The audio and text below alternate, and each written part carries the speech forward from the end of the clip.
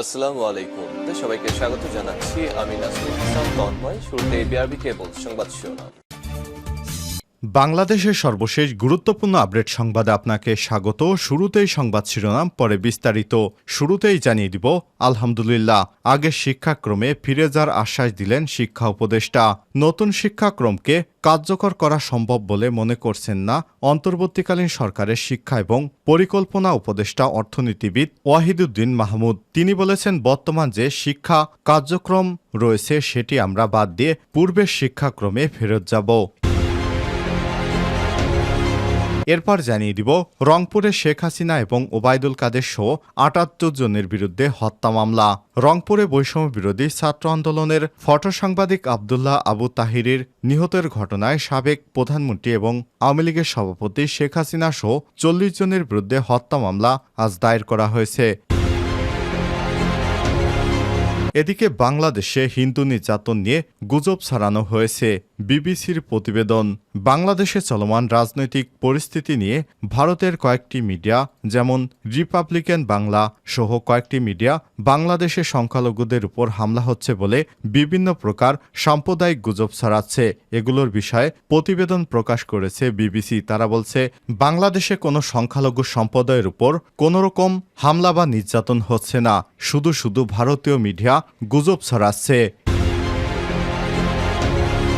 এদিকে এমপির নির্দেশেই পাবনা ছাত্র জনতার উপর গুলি করেন সাইদ চেয়ারম্যান। পাবনা সদর আসনের সাবেক সংসদ সদস্য গোলাম ফারুক প্রিন্সের নির্দেশেই বৈষম্যবিরোধী ছাত্র আন্দোলনের ডাকা ছাত্র জনতার গণ অবস্থান কর্মসূচিতে গোলাবর্ষণ করেছিলেন পাবনার ভাড়ারা সাবেক চেয়ারম্যান আবু সাইদ খান এবং তার সহযোগীরা।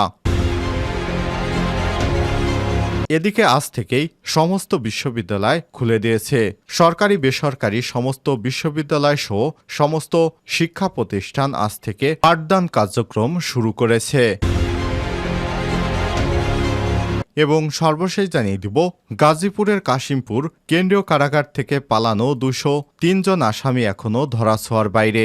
গাজীপুরের কাশিমপুর হাই সিকিউরিটি কেন্দ্রীয় কারাগার থেকে পালিয়ে যাওয়া 203 জন আসামি এখনও কাউকে কারাগারে ফেরাতে পারেনি পুলিশ সদস্যরা। তারা বলছেন, এখনও আসামিরা ধরাছোঁয়ার বাইরে। প্রিয় দর্শক, এতক্ষণ শুনছিলেন সংবাদ শিরোনাম, এবারে বিস্তারিত। তবে তার আগে বন্ধুরা, অনুরোধ থাকবে এই সংবাদটিতে একটি লাইক দিন। আর এই চ্যানেলে আপনি নতুন হয়ে থাকলে আমাদের সংবাদটি দেখতে দেখতে চ্যানেলটি সাবস্ক্রাইব করে রাখুন। কমেন্ট করে জানিয়ে দিন বন্ধুরা এই সংবাদ সম্পর্কে আপনার মূল্যবান মতামত। জানিয়ে দিন বন্ধুরা, আপনি বিশ্বের কোন দেশ থেকে আমাদের সংবাদটি দেখছেন এবং শুনছেন। আগের শিক্ষাক্রমে ফিরে যাওয়ার আশ্বাস শিক্ষা উপদেষ্টার। নতুন শিক্ষাক্রমকে কার্যকর করা সম্ভব বলে মনে করছেন না অন্তর্বর্তী সরকারের শিক্ষা ও পরিকল্পনা উপদেষ্টা অর্থনীতিবিদ ওয়াহিদ উদ্দিন মাহমুদ। তিনি বলেছেন, যতদূর সম্ভব তারা আগের শিক্ষাক্রমে ফিরে যাবেন, তবে এমনভাবে এটি করা হবে যেন যেসব শিক্ষার্থী নতুন কার্যক্রমে আছে তাদের কোনো অস্বস্তি না হয়। এর জন্য পরিমার্জিত করা হবে। রোববার 18 আগস্ট সচিবালয় শিক্ষা মন্ত্রণালয় নিজ কার্যালয়ে একথা জানান তিনি। শিক্ষা উপদেষ্টা বলেন, নতুন শিক্ষাক্রমকে কার্যকর করা সম্ভব বলে আমি মনে করছি না। সাময়িক সময়ের আগে শিক্ষাক্রম ফিরে যাওয়ার চেষ্টা করব, কিন্তু সেটা ধাপে ধাপে, যাতে করে শিক্ষার্থীরা কোনোভাবে বিপাকে না পড়ে সেদিকে নজর রাখবো। তিনি বলেন, তাদের আমরা অস্বস্তিতে পড়তে দেব না। আমি বলছি না যে শিক্ষাক্রম এখনই বাতিল করে দেব, বরং পরিমার্জিত করা হবে। ওয়াহিদুদ্দিন মাহমুদ আরো বলেন, শিক্ষা খাতের বেহাল অবস্থা চলছে। অনিয়ম, দুর্নীতি, দলীয়করণ ও অযোগ্য শিক্ষকদের কারণে গোটা শিক্ষা ব্যবস্থা ভেঙে পড়েছে। যোগ্য ও শিক্ষা অনুরাগীদের দ্বারা শিক্ষা পরিবার সাজানো হবে। অশিক্ষিতরা ম্যানেজিং কমিটির সদস্য হয়েছে, এদের সরিয়ে দিতে হবে।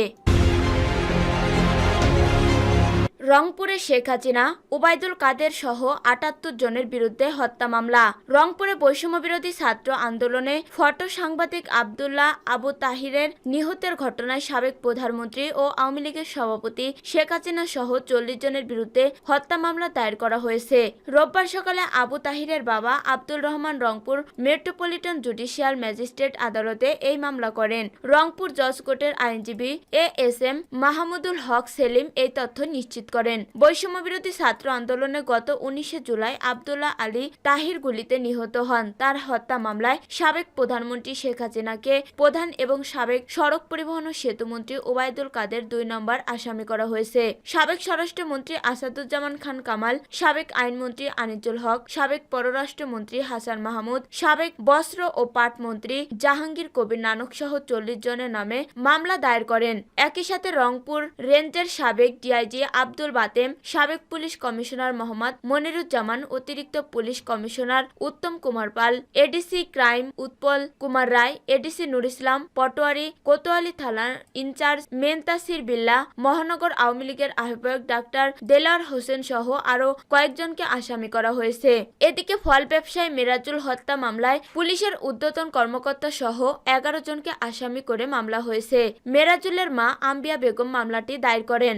একই দিনে রংপুর বেগম রোকেয়া বিশ্ববিদ্যালয়ের শিক্ষার্থী আবু সাইদের হত্যা মামলা 17 জনকে আসামি করা হয়। ফলে 3টি মামলায় মোট আসামির সংখ্যা 78 জন।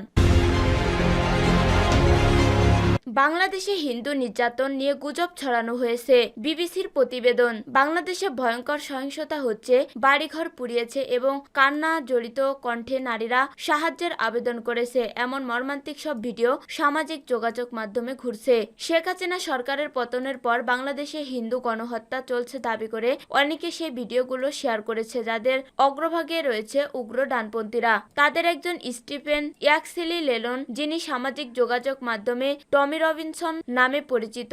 উগ্র ডানপন্থী এই ব্যক্তি যুক্তরাজ্যে সহিংসতার সময় বিভ্রান্তিকর পোস্ট করার জন্য ব্যাপক সমালোচিত হয়েছিলেন। কিন্তু বিবিসির তথ্য যাচাই বিভাগ, বিবিসি ভেরিফাই এবং গ্লোবাল ডিসইনফরমেশন টিম সামাজিক যোগাযোগ মাধ্যমে ছড়িয়ে পড়া এমন সব ভিডিও যাচাই করতে দেখা গিয়েছে, যেগুলোর অনেকেই আসল ভুয়া খবর। বিশ্ব গণমাধ্যম বাংলাদেশে গত কয়েক সপ্তাহ ধরে বেশ আলোচনায় রয়েছে। শিক্ষার্থীদের নেতৃত্বে সম্প্রতি দেশটিতে বড় ধরনের বিক্ষোভ হতে দেখা গেছে, যার ফলে সরকারের পতন ঘটেছে এবং দীর্ঘ সময় ধরে ক্ষমতায় থাকা আওয়ামী লীগ নেত্রী শেখ হাসিনা গত 5 আগস্ট পালিয়ে ভারতে চলে গেছে। মন্দিরের কর্মকর্তা স্বপন দাস জানান, গত 5 আগস্ট দুপুরে আওয়ামী লীগের ওই কার্যালয়ে হামলা হয়। ওই সময় কার্যালয়ের চেয়ার টেবিল বাইরে বের করে এনে আগুন লাগানো হয়েছিল। ওই হামলায় মন্দিরের কোনো ক্ষতি হয়নি বলে জানান স্বপন। তিনি আরো জানান, মন্দিরের যেন কোনো ক্ষতি না হয় সেজন্য 24 ঘন্টায় মন্দিরটি পাহারা দেওয়া হচ্ছে। অথচ মিথ্যা ও বিভ্রান্তিকর শিরোনাম দিয়ে সামাজিক যোগাযোগ মাধ্যম ভিডিওটি ছড়ানো হচ্ছে। ভারতে যারা এসব পোস্ট শেয়ার করেছেন তাদের অনেকেই উগ্র ডানপন্থী এবং হিন্দু জাতীয়তাবাদের সমর্থক। থানাগুলোতে আক্রমণ হওয়ার ফলে পুলিশ ছিল না পুরো বাংলাদেশেই। এই সময় সাবেক ক্ষমতাসীন দল আওয়ামী লীগের নেতাকর্মীদের বাড়িঘরে লুট চলে, সহিংসতা শুরু হয়। তবে বাস্তবে দেখা গেছে যে সাধারণ নাগরিকদের বাড়িতে লুট চলছে, তাদের কেউ কেউ সহিংসতার শিকার হয়েছেন। সংখ্যালঘু সহ সকল নাগরিকদের নিরাপত্তা নিশ্চিত করতে কাজ শুরু করেছে বলে জানিয়েছে বাংলাদেশের নতুন সরকার।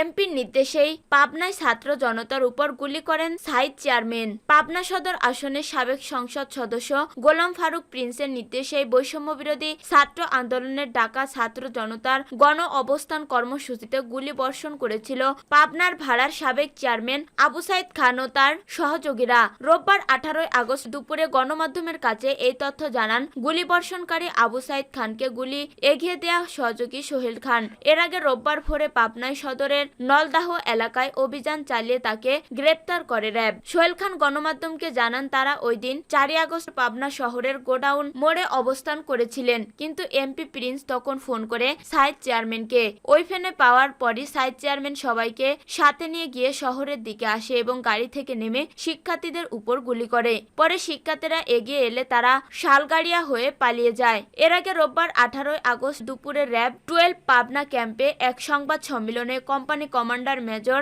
এহতেশামুল হক জানান, জিজ্ঞাসাবাদে সোহেল রানা হত্যাকাণ্ডের অংশ নেয়ার কথা স্বীকার করেছেন। এছাড়া জিজ্ঞাসাবাদে সে ওই হত্যাকাণ্ডে জড়িত অন্য সন্ত্রাসীদের সম্পর্ক চাঞ্চল্যকর তথ্য প্রদান করেছে। তাদের ধরতে অভিযান চলছে।